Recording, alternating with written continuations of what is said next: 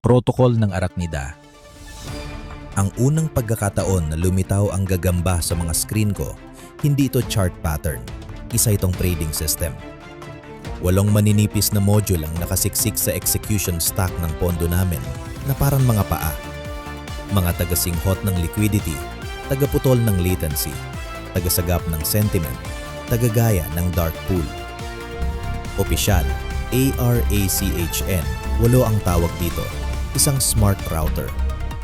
Pero sa trading floor, gagamba ang bansag dahil kapag nadaplisan nito ang isang order, hindi na nito binibitawan hanggat hindi nasisipsip ang huling barya ng kita. Noong Enero 18, 2025, may sponsorship activation kami sa isang laban sa lightweight division, 2 gutom na mandirigma sa ilalim ng ilaw, napapalibutan ang mga banner ng sponsor. Placeholder lang ang mga pangalan sa poster. Si Rolly ang underdog, yung taong madaling mahalin ng lahat. Si Romar naman, puro tikas at tiyaga, puro precision at paghihintay. Noon, hindi ko inakalang may kinalaman ng sport sa merkado. Hanggang sa nagsimulang maglagay ang gagamba ng trades na sumusunod sa ritmo ng laban. Tuwing pagitan ng rounds, biglang kumikiling ang posisyon namin, mga maliliit na order muna, tapos isang buhos, tapos atras.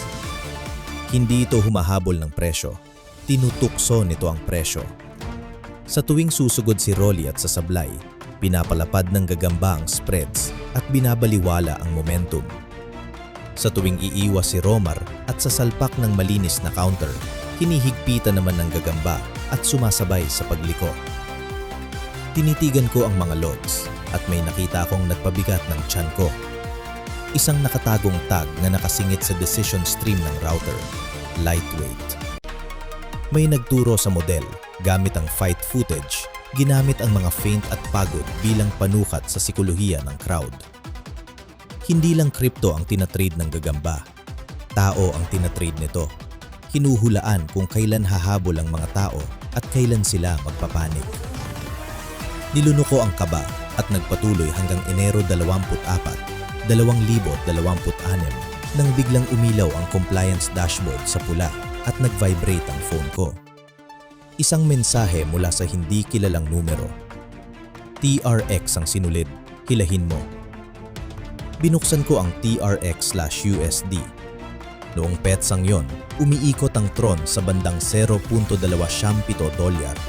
Humigit kumulang nasa high $0.20 range.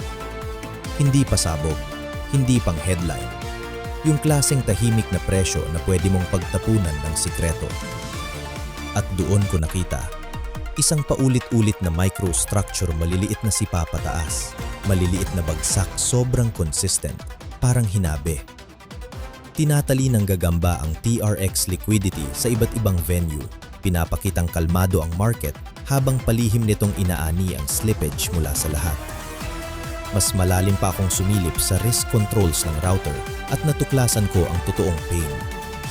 Gumagamit ito ng event correlation anchors, mga pampublikong sandali na madaling hulaan ng pantaas ng atensyon para matakpan ng manipulasyon. Ang lumang laban noong Enero 18, 2025, hindi yun alaala. Template yon. Ang mga sequence ng pagkatalo ni Rolly sabay, overextend. Yuko itinugma sa galaw ng retail, hahabol, dodoble, susuko.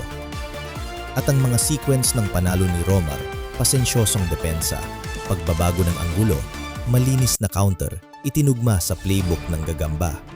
Maghintay, pumihit, sumalakay. Nakahover ang cursor ko sa isang file. Arachna8_shadow tuldok_conf. Sa loob, may rule set na sobrang simple, parang pag-amen.